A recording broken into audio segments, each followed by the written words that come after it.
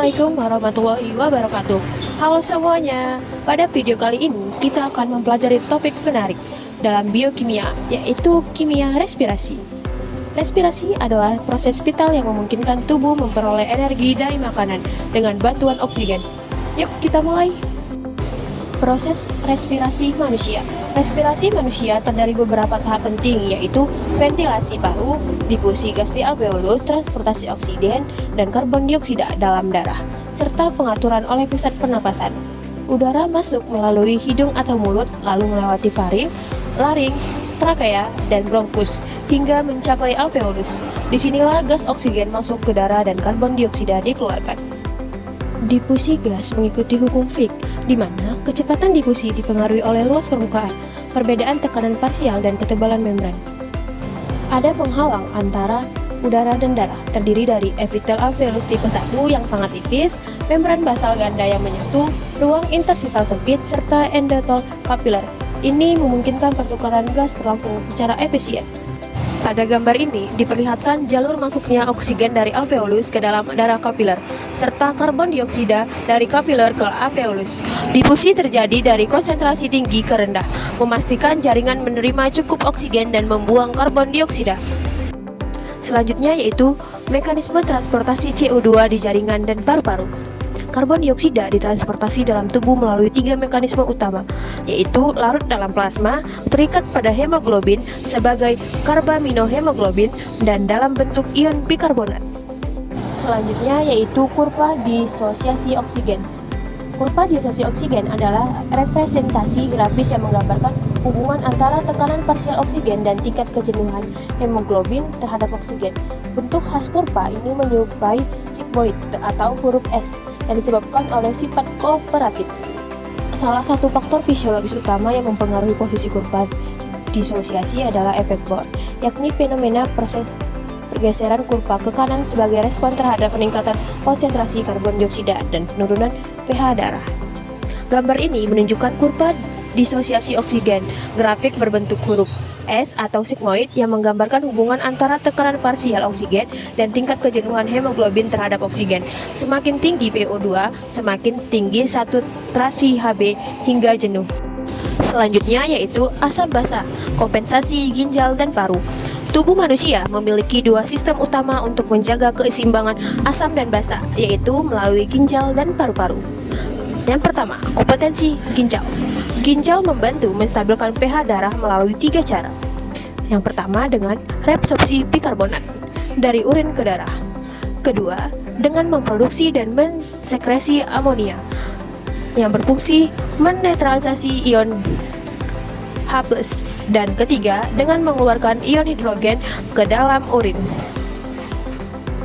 Selanjutnya, paru-paru. Sementara itu, sistem pernapasan membantu menjaga pH darah dengan mengatur kadar karbon dioksida. CO2 mudah bereaksi dengan air membentuk asam karbonat.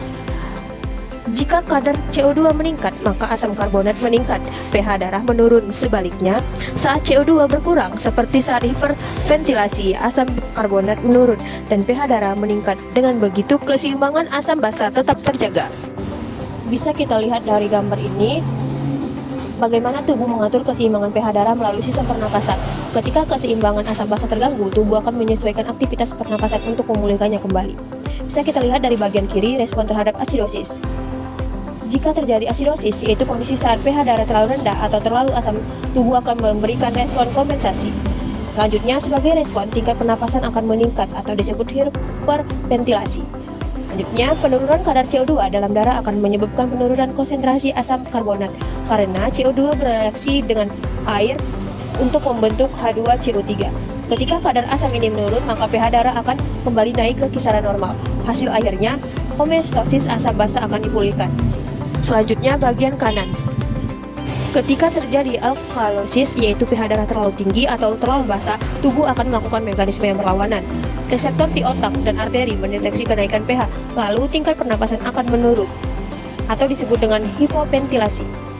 Peningkatan kadar CO2 menyebabkan meningkatnya asam karbonat karena reaksi CO2 dengan air. Akibatnya pH darah akan turun kembali ke rentang normal. Dengan begitu, homeostasis asam basa juga akan dipulihkan.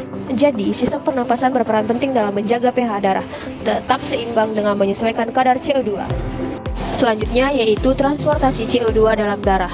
Karbon dioksida atau CO2 yang dihasilkan oleh sel tubuh akan diangkut oleh darah menuju paru-paru untuk dikeluarkan. Proses transportasi ini terjadi dalam 3 bentuk utama. Yang pertama, terlarut dalam plasma. Sekitar 7% CO2 larut langsung dalam plasma darah. Karena CO2 lebih mudah larut dalam air dibanding O2, maka jumlah CO2 terlarut lebih besar daripada oksigen. Yang kedua, terikat pada hemoglobin. Sekitar 23 hingga 30% CO2 dibawa oleh darah dalam bentuk karbaminohemoglobin atau HbCO2. Berbeda dengan O2 yang berikatan dengan heme, CO2 berkaitan dengan bagian globin, hemoglobin, tepatnya di asam amino terminal rantai alfa dan beta. Yang ketiga, CO2 dalam bentuk ion bikarbonat. Namun, bentuk paling dominan dari transportasi CO2 dalam darah adalah dalam bentuk ion bikarbonat, yaitu sekitar 60 hingga 70%. Prosesnya dimulai ketika CO2 dari jaringan berdiskusi ke dalam darah dan bereaksi dengan air membentuk asam karbonat. Kemudian, asam karbonat ini akan terurai menjadi ion bikarbonat dan ion hidrogen. Ini adalah mekanisme penting dalam pengaturan pH darah dan keseimbangan asam basa. Ada beberapa gangguan kimia pernapasan secara kimiawi. Yang pertama yaitu tuberkulosis atau TBC, hipoksia yaitu kekurangan oksigen, asidosis keasaman darah meningkat, sianosis yaitu warna kebiruan pada kulit karena kurang oksigen, dan alkalosis yaitu kondisi basa berlebih dalam darah. Kemudian ada faktor-faktor eksternal yang mempengaruhi pernapasan. Faktor-faktor eksternal seperti ketinggian, latihan, dan polusi udara dapat mempengaruhi proses pernapasan. Misalnya di tempat tinggi, kadar O2 rendah atau saat olahraga tubuh membutuhkan lebih banyak oksigen. Selanjutnya yaitu materi yang terakhir, efek 2,3 BPG pada diasosis oksigen. 2,3 BPG ini adalah senyawa yang mengatur afinitas hemoglobin terhadap oksigen. Mekanisme kerja 2,3 BPG ini adalah dengan berdekatan pada bagian tertentu hemoglobin, yaitu di antara rantai beta hemoglobin dewasa. Ikatan ini menstabilkan bentuk hemoglobin dioksis, sehingga menurunkan afinitas hemoglobin terhadap oksigen. Akibatnya, oksigen lebih mudah dilepaskan dari hemoglobin ke jaringan. Sebaliknya, jika kadar 2,3 ppg ini menurun, kurva diasosis oksigen akan bergeser ke kiri. Pergeseran ini menunjukkan bahwa hemoglobin akan lebih sulit melepaskan oksigen ke jaringan, sehingga oksigen tetap terikat erat pada hemoglobin. Kondisi ini dapat terjadi, misalnya pada darah yang telah lemah disimpan untuk transportasi, karena selama penyimpanan kadar 2,3 ppg dalam eksplosif menurun. Baiklah, sekian materi yang saya jelaskan. Terima kasih. Assalamualaikum warahmatullahi wabarakatuh.